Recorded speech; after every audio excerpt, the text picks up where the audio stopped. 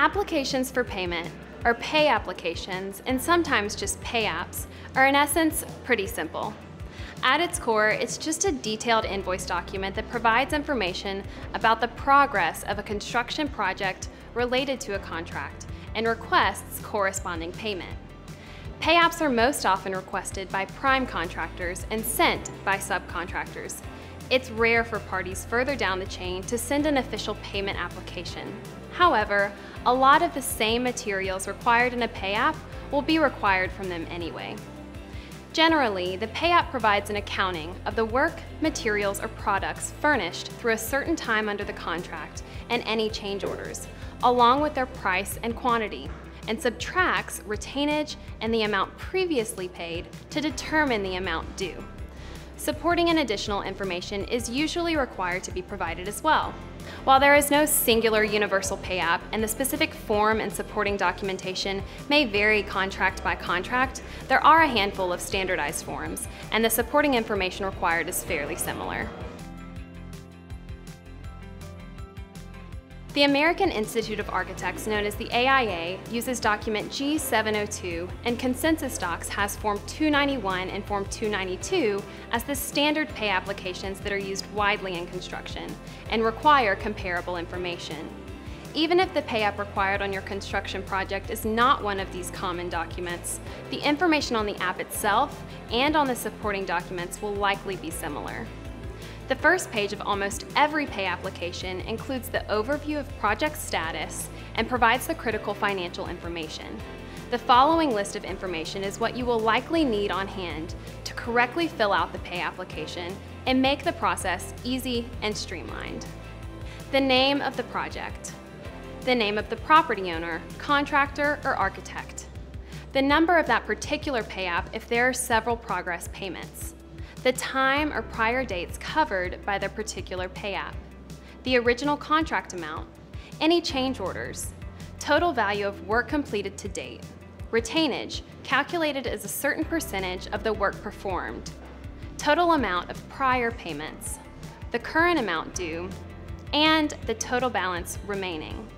In addition to that information, the first page of a standard pay app usually includes a space for certification by the direct contractor and architect of labor or materials furnished and amounts due as represented on the pay app. Most pay applications are not delivered as standalone documents. They require additional information and supporting documents.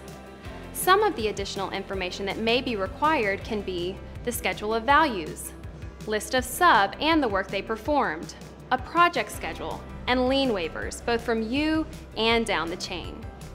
The titles of the other supporting documents give a pretty clear picture of the desired content.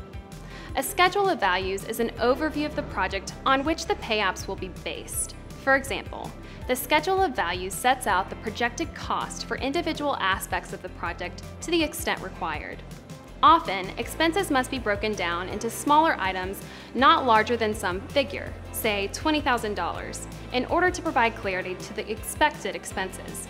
Instead of $100,000 for site prep, the schedule of values would break that larger item into $20,000 for grading, $10,000 for crushed stone delivery, etc. Time is also assigned to values so that progress can be assessed. The list of subcontractors and suppliers, along with the corresponding invoices, may be required to justify the expense in the pay app or to help with the collection of lien waivers that are also generally required to be provided as part of the pay app. Lien waivers may be requested during the processing of the pay app prior to payment at some other time or provided with the pay app itself, depending on the project and contract at issue.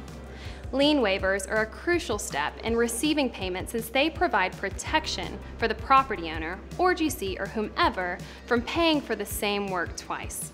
In fact, providing a signed lien waiver with your pay app without waiting for a request from a higher tiered party can be a really smart move to get you paid faster.